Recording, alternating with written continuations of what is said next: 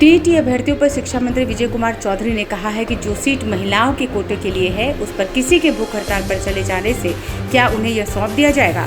उन्होंने कहा कि मामला प्रक्रिया के अनुसार चल रहा है, जल्द ही इसका निर्णय भी आएगा। उन्होंने कहा कि जो भी पद रिक्त है उसे जल्द भरा जाएगा। ब्यूरो रिपोर्ट, आंखें न्यूज़ 24। आपको क्या लगता है कि जो पद महिलाओं के लिए आरक्षित है, उस पर सरकार तुरंत पुरुषों को बहाल कर सकती है कि उसके लिए आवश्यक प्रक्रिया करनी हो? तो अभी तो पूरा चरण भी कंप्लीट नहीं हुआ है। अभी तो अलग अलग स्टेज में ये नियुक्ति की प्रक्रिया चल रही है। तो इस बीच में जो सीट महिलाओं या उस मायने में किसी अन्य वर्ग या कोटि के लिए आरक्षित हैं, उन पर सरकार कैसे तुरंत बहाल कर सकती है? इसलिए इन लोगों को हम लोगों के तरफ से आप लोग भी कहिएगा कि धैर्य रखने के लिए, आखिर आरक्षण किसी वर्ग को दिया जाता है, ये तो विशेष सुविधा होती है ना।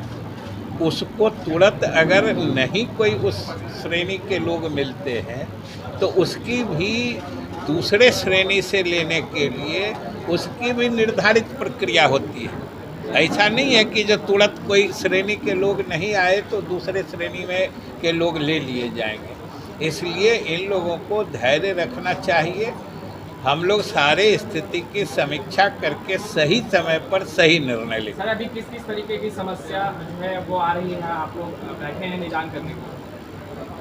इसमें हर विभाग की अलग अलग तरह की समस्याएं होती हैं। जैसे शिक्षा विभाग में है, नियोजन के संबंध में है कि कहीं कोई नियोजन पर सही समय में नहीं पहुंच सके हैं, किन्हीं की शिकायत जो बिहार स्कूल एग्जामिनेशन बोर्ड है, सर्टिफिकेट दिया गया है, उसमें कहीं थोड़ी कोई त्रुटि हो गई है, जन्म तिथि में कहीं कोई त्रुटि हो गई है, फादर्स नेम में कहीं कोई त्रुटि हो गई है, नाम के स्पेलिंग में अनेक तरह की शिकायतें आती हैं और हम लोग उनकी संतुष्टि और फिर दूसरी बात कि जो भी प्रक्रियात्मक पहलू है उसके जिस तरीके से समाधान हो सकता है वो हम लोग तरीका बताकर तुरंत उसमें संबंधित अधिकारी से संपर्क करके जो आते हैं शिकायत लेकर उनके समस्या का निराकरण